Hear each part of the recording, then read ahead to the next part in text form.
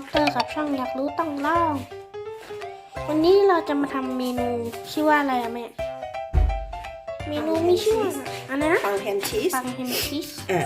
อันดับแรกเราเอาแฮมมาหั่นครึ่งไว้ก่อนนะคะว้าวแฮมอันนี้เป็นรูแฮม2 แผ่นแล้วก็อะไรเชดดาร์ชี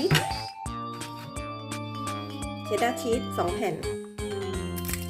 เชดดาร์ชีสเราก็แกะนะคะ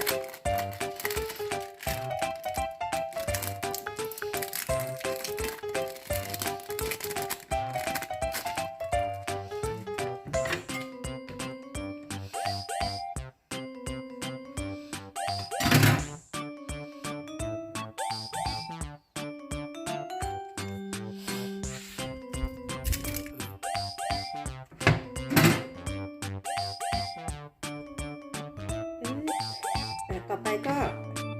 ขนมปัง 2 แผ่นหั่นครึ่งไว้นะคะต่อมาก็จะมีเนยจืดนะคะใช้เนยจืดนะคะนี่พวกอะไรก็ได้ลูกแล้วก็ไข่ไก่นะคะ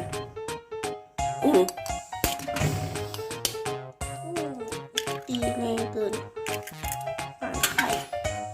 ไข่ไก่3 ฟองตีให้เท่ากันเกลือนิดนึงเกลือ1 หยิบมือ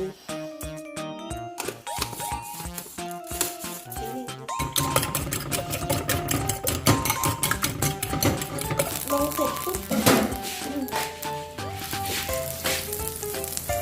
ทานเลยทานเลยละลายขาไปเราเลยละลายเสร็จปุ๊บเทไข่ลงตึ้งไข่ลงปุ๊บ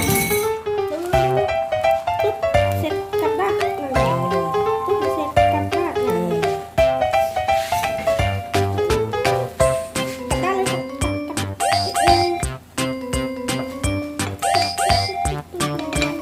โอเคได้แล้ว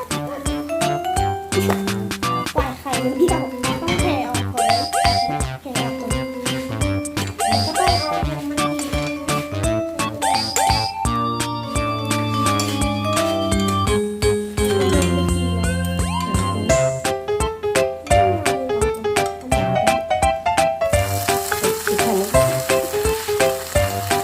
เราต้องใช้ความเร็วนะคะเราก็จะจีบมันเลย